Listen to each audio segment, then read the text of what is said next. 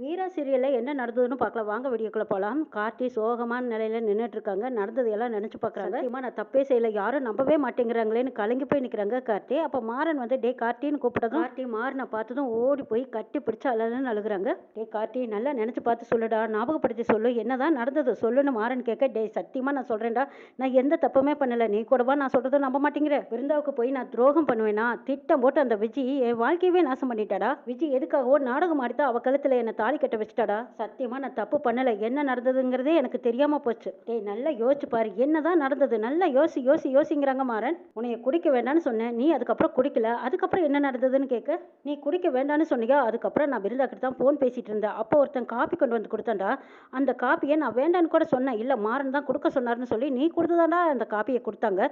நானும் அந்த காப்பியை குடிச்சதும் அதுக்கப்புறம் எனக்கு தலை விண்ணுன்னு இருந்துச்சு, என்ன நடந்ததுன்னே தெரியல, தலை பூரா பாரமா இருந்துச்சு, போய் நான் அப்படியே சாஞ்சிட்டேன். அப்படியே கொஞ்சம் கொஞ்சமா தெரிஞ்சதுக்கு அப்புறம் தான் பார்த்தேன், இந்த விஜி என் பக்கத்துல படுத்திருந்தா. அந்த காப்பியை குடிச்சதும் உனக்கு தலை சுத்துச்சா? அந்த காப்பியில் அப்படி என்னடா கலந்துருக்குங்கிறாங்க மாறன். எனக்கு காப்பி குடிக்கிற மூடு கூட இல்லை, மாறன் கொடுத்தாருன்னு சொன்னதுனால தான் சரி வாங்கி குடிக்கலாமே நானும் குடிச்சிட்டேன், என்ன கலந்துருந்ததுன்னு எனக்கு தெரியலடா அப்படின்னு சொல்லவும், அப்போ ஏதோ திட்டம் போட்டு யாரோ சதி செஞ்சிருக்காங்கடா, நீ பிருந்தாவுக்கு துரோகம் பண்ணியிருக்க மாட்டேன்னு எனக்கும் தெரியும், என் உள் மனசும் சொல்லுதுடா. வீராவும் அதான் சொல்லிட்டு இருக்கா. ஆனா எப்படிடா விஜி உன் ரூம்ல இருந்து அழுதுகிட்டு வெளியில வந்தா, வெளியில யார் லாக் பண்ணிருப்பா, இன்னும் புரியலையே அப்படின்னு குழப்பத்தோட நிக்கிறாங்க.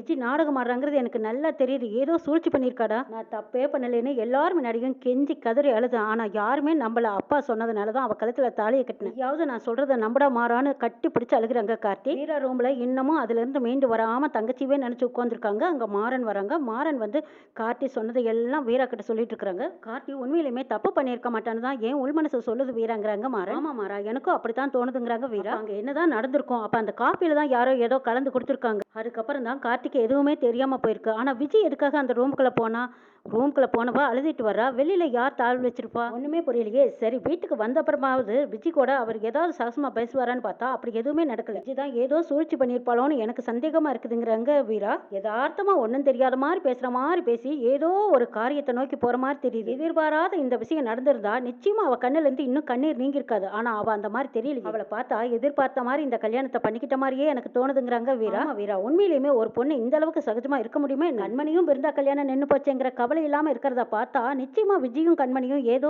சூழ்ச்சி பண்ணியிருப்பாங்களோன்னு எனக்கு சந்தேகமா இருக்கு. நம்ம மண்டபத்துக்கு போய் சிசிடிவி ஃபுட்டேஜை நம்ம செக் பண்ணி பார்த்தோம்னா எல்லா உண்மையும் தெரிஞ்சிருமல்லங்கிறாங்க வீரா.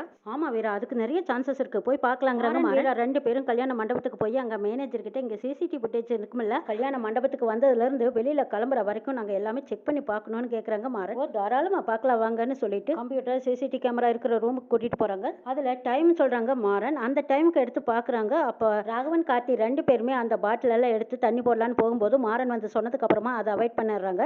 அதுக்கப்புறம் கார்த்தி பிருந்தா கிட்ட போன்ல பேசிட்டு இருக்காங்க. அப்பங்க பார்த்து யாரோ ஒருத்தர் காப்பி கொண்டு வந்து கொடுக்குறாங்க. காப்பி முதல்ல கார்த்தி வேண்டாங்கிறாங்க, மாறன் சார் கொடுத்தாருன்னு சொல்லவும் மறுபடியும் அந்த காப்பியை எடுத்து குடிக்கிறாங்க. அப்படியே மயக்கத்துல தள்ளாடுற மாதிரியும் அப்புறம் ரூம்குள்ள போற மாதிரியும் இதெல்லாம் சிசிடிவி ஃபுட்டேஜ்ல பாக்குறாங்க மாறன். கண்மணி தான் ரூம்குள்ள போறாங்க. ரூம்குள்ள போய் கதவை சாத்துறது, லாக் ஆயிருக்கிறது இதெல்லாம் தெரியுது. அடுத்தது கண்மணி ஏற்பாடு பண்ணின ஒரு லேடி தான் வெளியில லாக் பண்றாங்க. யாரு இந்த பொண்ணு புதுசா வந்திருக்கே அப்படின்னு பார்க்கும்போது கண்மணி அந்த பொண்ணு கிட்ட லாக் பண்ணிட்டு வெளியில வந்ததுக்கு அப்புறம் பணத்தை கொடுக்கறதையும் பாக்குறாங்க. வெளியில வச்ச ஆளு கண்மணி ஏற்பாடு பண்ண ஆள். ஆனா விஜய் உள்ள போயிருக்கான்னா நிச்சயமா கண்மணியோட பேச்சை கேட்டு தான் உள்ள போயிருக்கணும். விஜயை உள்ள அனுப்பி வச்சுட்டு வெளியில ஒரு பொண்ணை கூட்டிட்டு போய் லாக் போட்டிருக்காங்க. இது எல்லாமே போன்ல எடுத்துட்டு வந்துடுறாங்க மாறணும். அடுத்த நாள் காலையில கார்த்தி ரெடி ஆயிட்டா அப்படின்னு ரூமுக்கு வெளியில எல்லாருமே நின்று கதவை தட்டுறதும், கார்த்தி அப்படியே போதையில வெளியில வந்து நிக்கிற மாதிரி நிக்கிறதும், பின்னாடி விஜய் அழுதுகிட்டு வந்து நிக்கிறது, இது எல்லாமே ரெக்கார்ட் ஆயிருக்கு. இத்தனையும் அப்படியே ரெக்கார்ட் பண்ணி எடுத்துட்டு வந்துடுறாங்க மாறணும் வீராவும். அப்பாவி மாதிரி பேசி இந்த விஜய் எப்படியெல்லாம் திட்டம் போட்டிருக்கா, இதுக்கு பின்னாடி இருக்கிறது கண்மணியும் இது கூட்டு களவாணி தான், அதனாலதான் வெளியில ஒரு பொண்ணு லாக் போட்டிருக்கா, திடீர்னு வெளியில வர முடியாத அளவுக்கு கார்த்தியும் எழுந்திருக்க முடியாம தட்டு தடுமாறி நின்று இருக்கான்.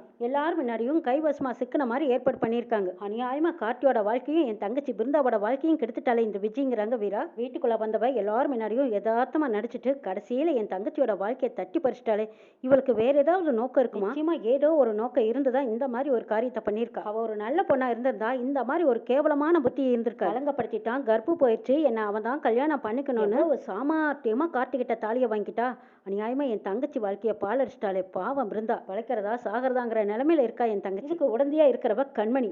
கண்மணியை என்ன சொல்லி திட்டுனா தீரும்னு ஒரு பக்கம் கண்மணி மேலேயும் கோவப்படுறாங்க வீரா. இன்னொரு பக்கம் விஜி மேலேயும் கோவம் ஆத்திரமா வருது. வீரா கோவப்பட்டு ஆத்திரப்பட்டு எந்த பிரயோஜனம் இல்லை, நடந்து முடிஞ்சதுக்கு என்ன பண்ணலாம் அதை யோசிங்கிறாங்க மாறன். இது நாம மட்டும் முடிவெடுக்க கூடாது, குடும்பத்துல எல்லாத்தையும் வச்சு ஏன் அந்த விஜயை முன்னாடி நிறுத்தி வச்சு கண்மணியை நிக்க வச்சு தான் இதெல்லாம் காட்டணும். வா, நம்ம கிட்ட தான் ஆதாரம் இருக்குல்ல, எல்லாரும் முன்னாடியும் இந்த ஆதாரத்தை காட்டுவோம், எல்லாரும் என்ன முடிவெடுக்கிறாங்கன்னு பார்க்கணும் சொல்லிட்டு வீட்டுக்கு போனதும் மாறன் ராமச்சந்திரனை கூப்பிடுறாங்க, அத்தையை கூப்பிடுறாங்க, வள்ளியும் வந்து நிக்கிறாங்க. என்னடா மாறா, வீட்டுல இருக்கிற பிரச்சனை பத்தாதா, இப்ப எங்கடா வெளியில போன, இப்ப எதுக்குடா இப்படி எல்லாத்தையும் கூப்பிட்டு நிறுத்தி வச்சிருக்க, என்ன சொல்ல போற, சொல்ல வந்த விஷயத்த சொல்லுங்கிறாங்க வள்ளி. சிசிடிவி ஃபுட்டேஜ் மூலமா ரெக்கார்ட் பண்ணிட்டு இருந்த அந்த போன்ல இருந்து ஓபன் பண்ணி காட்டுறாங்க. கார்த்திக் காப்பியை குடிச்சிட்டு உள்ள போகவும் விஜி அடுத்தது உள்ள போய் அவங்க லாக் பண்ணிக்கிறாங்க.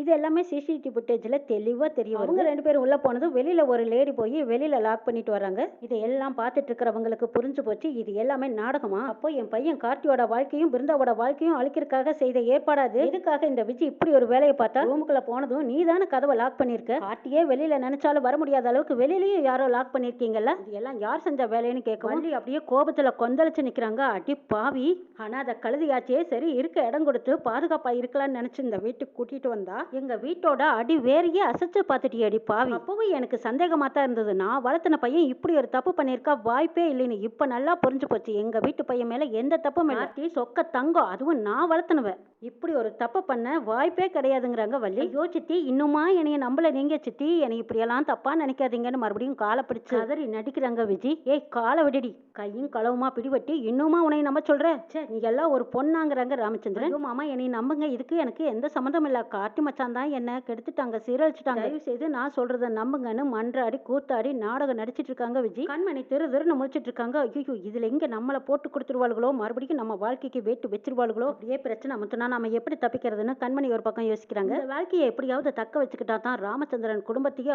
ஆட்டி படைக்க முடியும்னு நினைச்சுக்கிட்ட விஜய் திரும்ப திரும்ப தான் பக்கம் நியாயம் இருக்கிற மாதிரியே பேசிட்டு இருக்காங்க. என்னெல்லாம் நடக்க போகுதுங்கிறதையும் எபிசோட்ல பார்க்கலாம்.